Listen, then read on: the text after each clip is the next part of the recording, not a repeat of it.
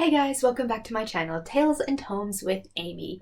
Now I know I just released a book haul that was supposed to encompass all of the books that I got in December 2020. Well, I lied. My husband and I went out grocery shopping specifically to prepare for winter solstice and Christmas, and we stopped by Goodwill, and of course, could I resist the books? No, I couldn't. So here is another Goodwill mini haul for you guys. First one of the pile is The Woman in White by Wilkie Collins. Again, just a classic that I know I need to read at some point, and especially for me because I love Gothic literature. Wilkie Collins' Woman in White, it's pretty much considered the first sort of detective novel with a sort of mystery. He's an art teacher and he gives directions to this lady in white, but then he's told by policemen later that she escaped the asylum, and then he gets hired by this family to teach art to one of the girls there, and he realized that his student bears an uncanny resemblance to that woman who supposedly escaped the asylum. And so yeah, all sorts of intrigues, family secrets, all sorts of stuff right up my alley. So yeah, got that. I may want to invest in a fancier edition later, but it's good for me to have. The next thing I got is The Persian Wars by Herodotus, and this is definitely one of those very classical, translated from Greek. It's documenting the wars naturally between the ancient Greeks and the Persians in classical times.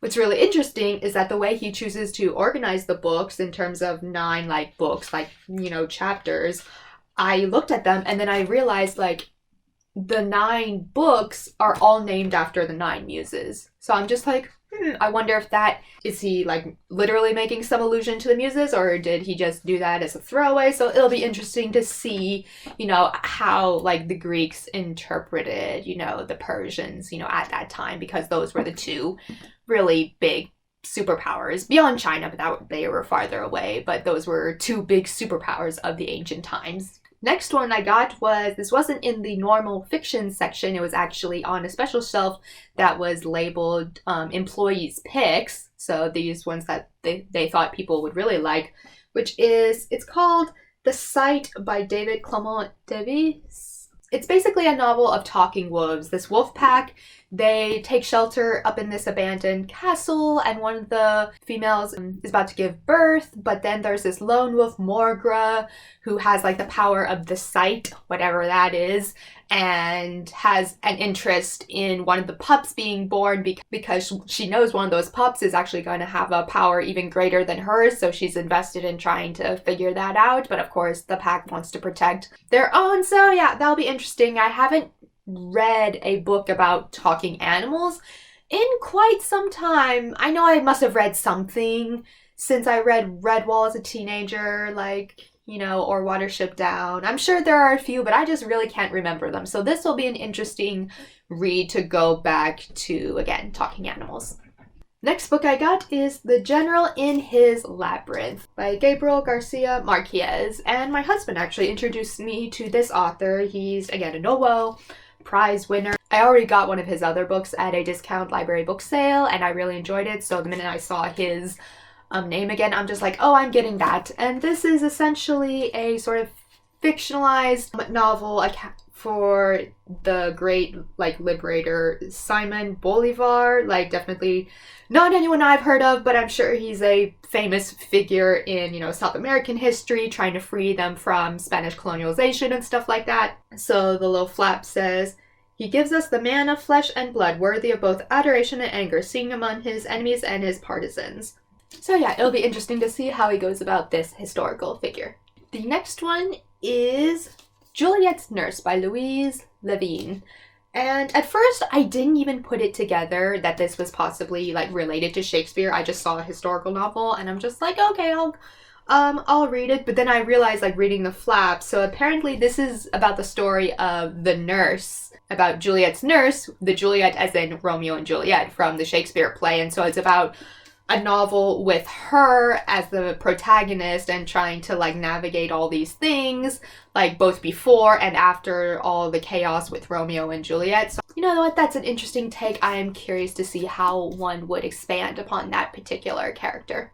Next one is The Unburied by Charles Palliser. Clearly an old library book, and essentially very typical Gothic style of there's this academic and he's invited by one of his old friends that he hasn't seen in 20 years to like spend a few days before Christmas with him, and he does it partially, okay, I do want to see this guy, but more about, like, this guy lives very close to this cathedral, and the academic is very invested in learning, like, certain secrets about the cathedral's library. But then his friend tells him about the ghost story and that about a murder that happened 2 centuries before, and of course it all weaves together, and again, very Gothic style, very interested in reading this.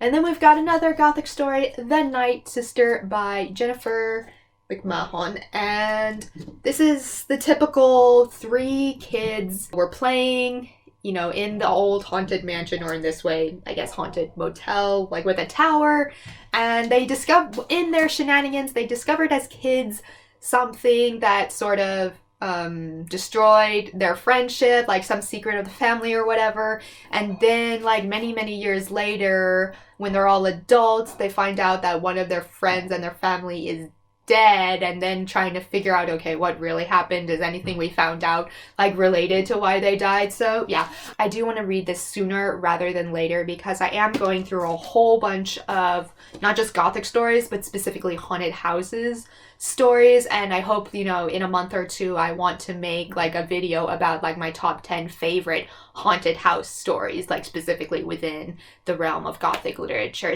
So we'll see if it makes the top 10 list or not. And finally, the piece de résistance that I acquired at Goodwill, which I cannot believe somebody threw this out, but this I was able to find a vintage 1981 silver anniversary edition of the Lord of the Rings trilogy, and